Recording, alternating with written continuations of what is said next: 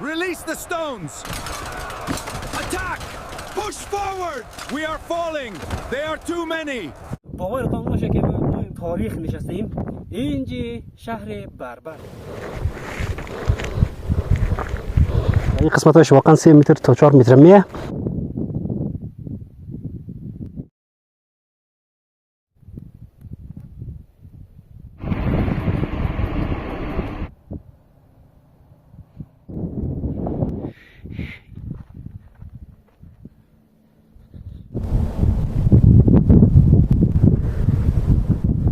نزدیکی قریه پرجویک در روی تپه های مرتفع مکانی قرار دارد که مشهور است به قلعه بربر و بعضی ها آن را قلعه بربرشاه هم میگوید. اینجا جایی هست که تاریخ و افسانه با هم یکی می شوند.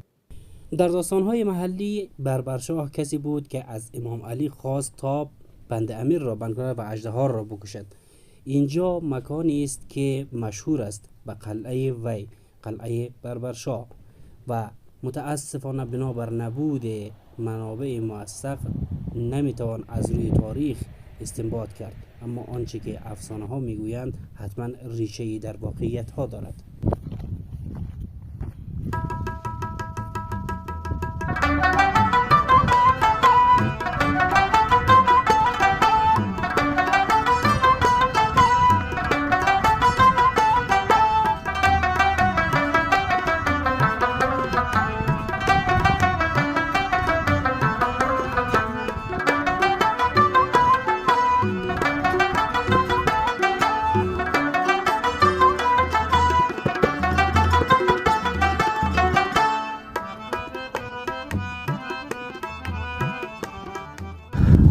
سلام دوستای عزیز، امید که جور و صحتمند باشین. دیگه امروز آمدیم یک جای تاریخی و باستانی رو برایتون معرفی کنیم و این تپه ای که پشت سر ما میبینید مشهور به نام کوه بربر و شاه بربر. خلاصه شخصی به نام بربر هست در اینجا و ما امروز زیر از نزدیک ببینیم که چه رقم است.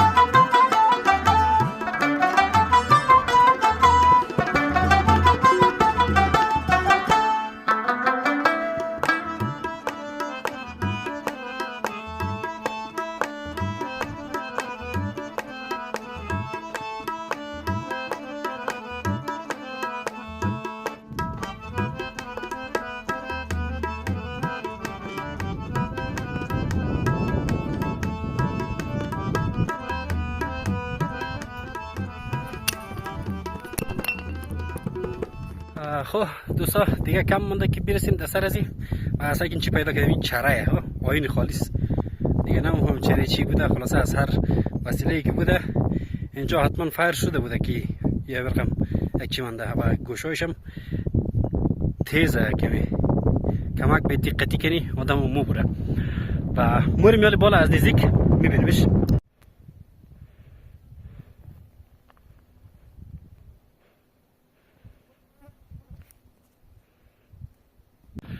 خب حقشون بوده که همچین جاهایی رو بسازه دیگه. واقعا حمله کردن در همچین نقطه و تسخیر کردنش دیگه باید از جون خود سیر شده باشی.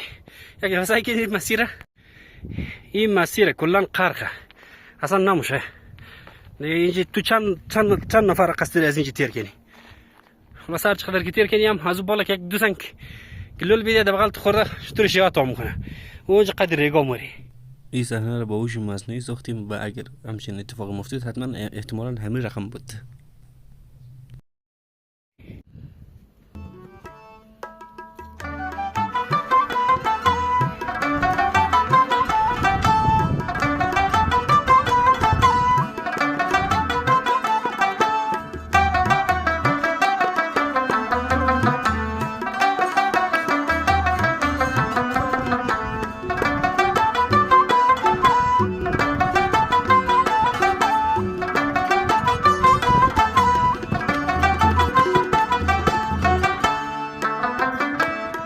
این هم همون برقه که در برنامه قبلی رفتیم از نزدیک دیدیمش.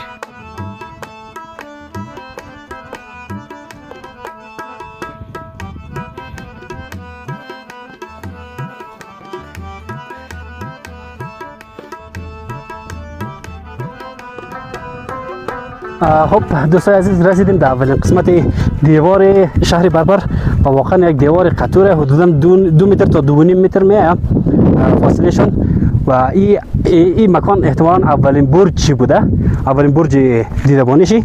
اینجوری که مثلا سعی کردیم داخلش سوراخه و اون طرف اصلا راه نداره و این طرف راه عبور کمتری داره. به این طرف مردم در داخل بوده و دفاع میکرده و این طرف مهاجمین قرار داشته بوده و تا جایی که معلوم میشه دیوار خیلی قدیمیه و سر از اون راه رفتن هم رویش داره و تسخیر کردن از این غیر ممکن به نظر میرسه. و این قسمت ها را شما میبینید عزیزا که دیوار واقعا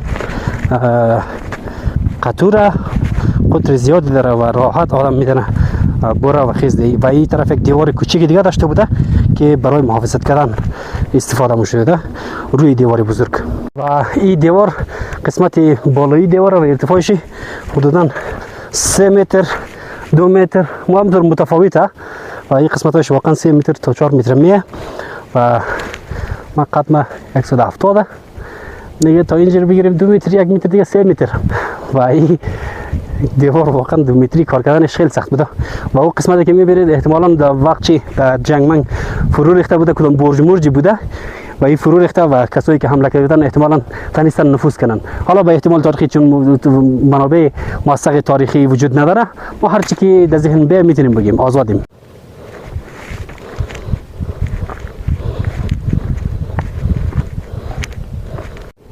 این قسمت فرو ریختگیه و این هم قسمت داخلی دیواره و این هم دوستا قسمت داخلیشه و دیگه این طرف هم کلن که چی کنیم لر و بر است و لر است کلن. باید یک دفعه شمار نشون بدم که ارتفاع از این چی رقمه. اگر ما یکم ترس مخورم از ارتفاع چی داریم دیگه از اینجا خوب معلوم نمیشه. خب ما باز شما را نشون میدم. این تا اونجا مکانش بود و بعد از اون دیگه مستقیم پایین است دیگه بیرویش از اینجا زیاد خوب معلوم نمیشه، موازدار میشه.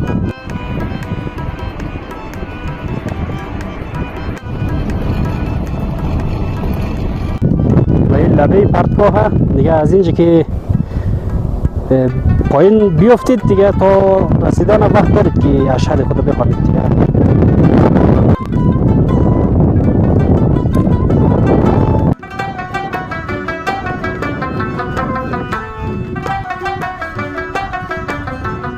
اینجا را که میبینید دوستا مردم ها کو کرده احتمالا پشت گنج چیزی میگشته و چیزی جز خاکستر پیدا نکرده دیگه. یعنی قسمت دیوار فرق میکنه، احتمالا مقر فرماندهی همینجا بوده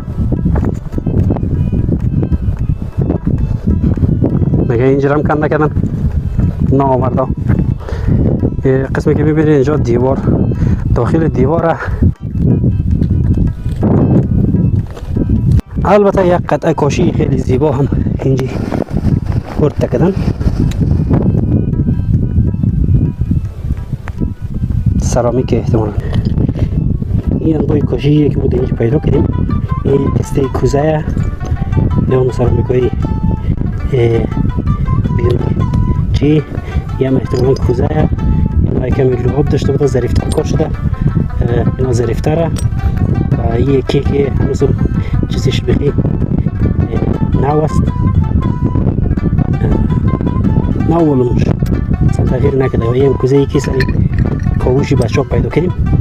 این هم نمی که کاوش کرده خلاصه این چیزایی بود که در اینجا وجود داشت. باورتان باشه که ما امروز روی تاریخ نشستیم. اینجا شهر بربره، مشهور به شهر بربر.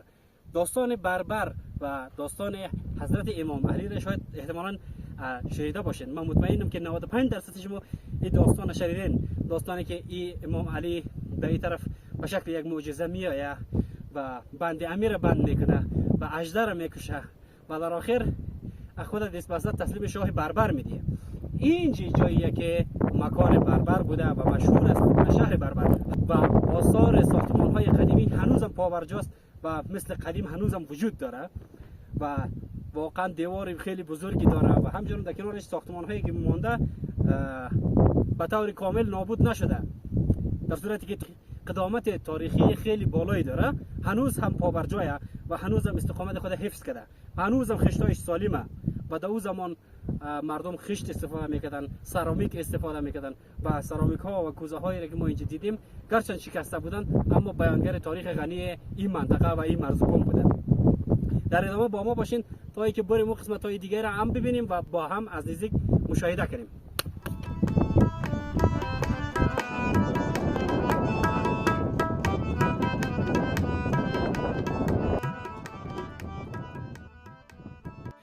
این قسمت دیوار کاملا برای فعلا از بین رفته و راحت میشه عبور کرد، اما اون قسمت ها هنوزم زنده و سر کیج هم قرار گرفته و او دیواری که میبینیدم واقعا دیوار بزرگیه به خاطر که کلا مسیر مسدود کنه و دیوار جور کرده بودن.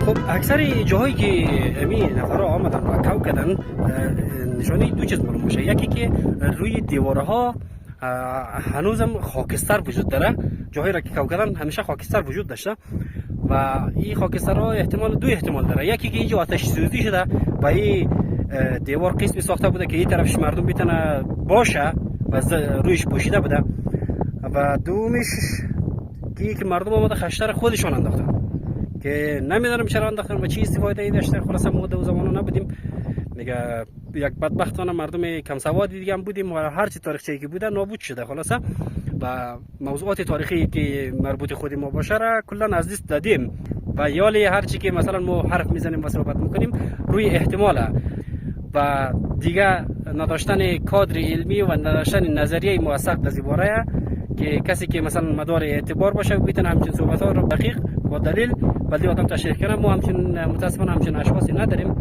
و از اون خاطر تاریخ ما یک ذره مشکل داره و از اون خاطر متاسفانه اکثر وقایع تاریخی خودمو از دست دادیم. از اون جمله همه شهر بابر قسمی که آدم از مدارک و شواهد استدلال میکنه ایه که اینجا واقعا یک مکان استراتژیک و نقطه مهم بوده و احتمالا قدامت هم داشته، اما در کتاب ها هرچی مراجعه کنیم چیزی خاصی در موردش پیدا نمیشه.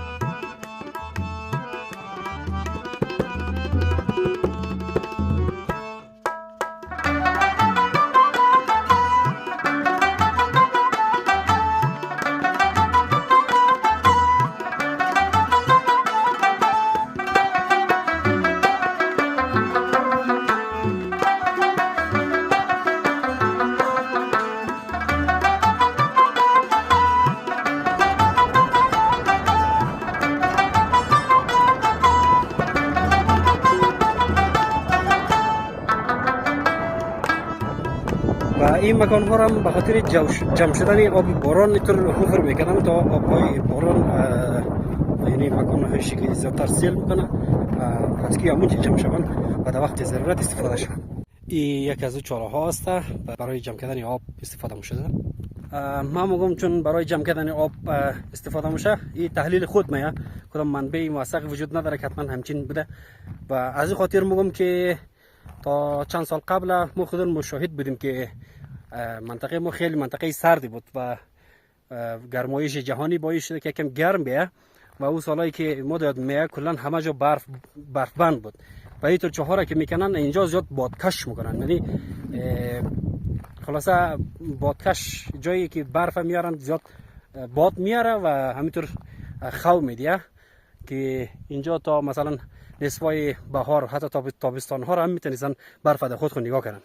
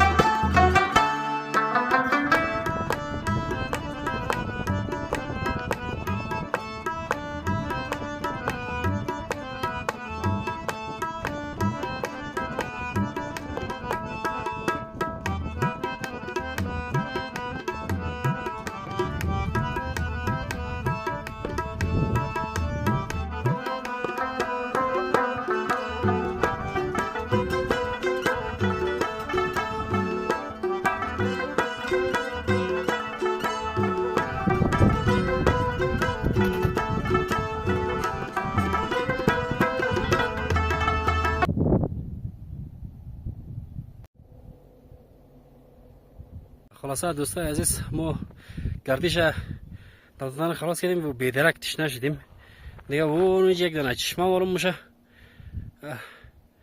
ما چون کی سر نزدیک مفته وزم نزدیک مفته باید خود هر رقم شده دوینج برسنم دیگه. وضعیت خیلی خرابه. اگه این طرف تا شیمام دریاست، خلاصه اگه این طرف تا شیمام دریاست، حالا چرا میخوایم بریم دوی چشمه؟ چون در همچین ارتفاعی اگه چشمه وجود داشته باشه دیگه واقعا بود از نزدیک زیارت کردنیه. به خاطر موری یک دفعه از نزدیک ببینیمش.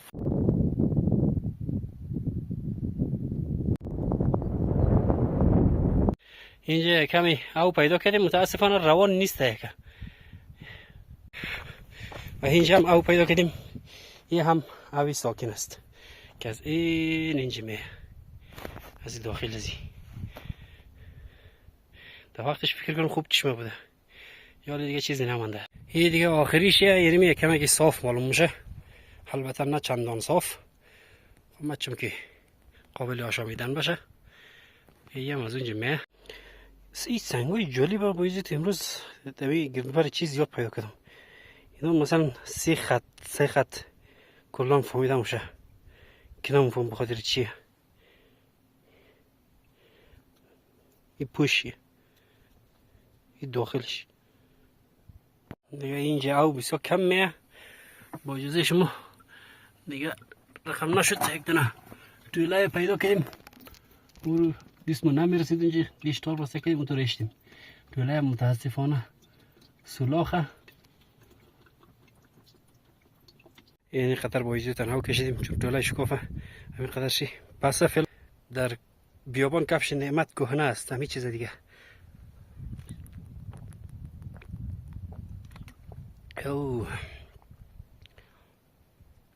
او پاک پیشچیم بایله پیشچیم های روش نگیشت.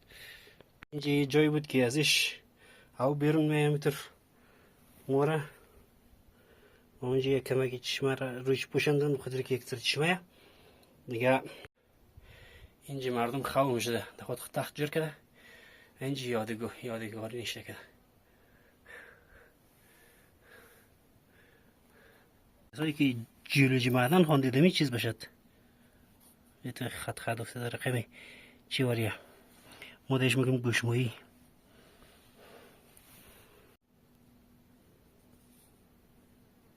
اینجا رو میبینید دوستا این سنگ خو اینجا فقط بود جای پای خود ما بوده. جوبه